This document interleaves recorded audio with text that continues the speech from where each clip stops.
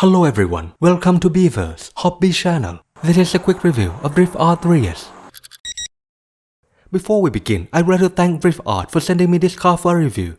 I'm sorry it took way too long for this review to come out. Now, let's get on with it. As always for DriftArt, this is 1/28th to 1/24th scale, with adjustable wheelbase and width.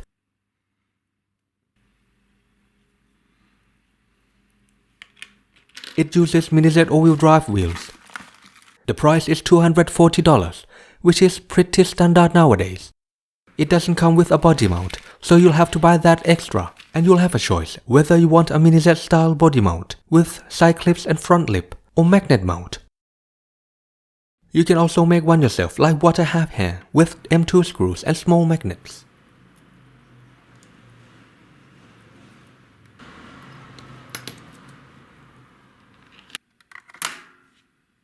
Comparing to the older versions, this feels like a proper kit car and not a DIY project.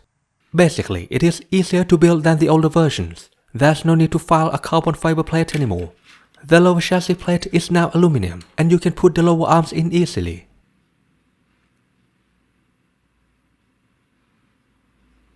Other improvements I found are as following. The belt tension on the main pulley can be adjusted easily from the gearbox.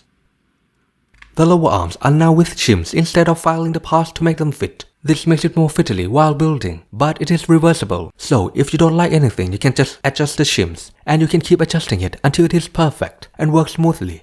New front knuckles are a bit special, where you can use wheels with offset to get the deep dish look, but still maintain the scrub radius, which is the distance between the pivot point and the tire contact. Here's an example.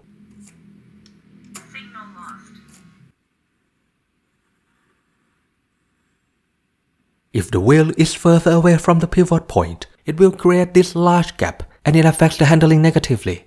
As the scrub radius increases, the steering will get slower to respond and it'll be less stable while drifting, because it has to drag the wheels further across the surface.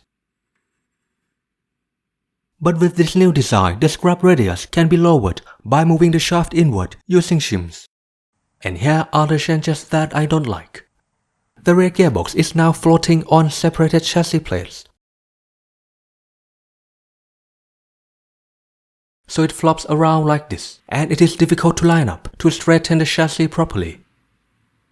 The front upper plates are very soft and flimsy. I'm afraid they could break easily if you crash the car at the front. This makes the car easier to build, but it just looks so flimsy. Luckily, as always with DriftArt, there's an upgrade for that. At the time of this recording, a new upgrade kit called Moonwalk just came out, and it seems to fix this particular problem, along with making the car easier to tune. So you can upgrade to that if you want more stability and durability at the front. As for the driving, I don't feel any difference between this and a well-tuned 2.5 or 2.6. So if you already have one, there's no need to upgrade the whole chassis. You can just get the upgrade pieces that you want separately. But if this is your first DriftArt, 3S is the one to get. It is still the best 1/20th scale narrow chassis for rear-wheel drive drifting. And that's it for this video. I'm sorry for being away for so long. I'm back now and there's a lot to catch up to. Thanks ever so much for watching, and I hope to see you again in the next video.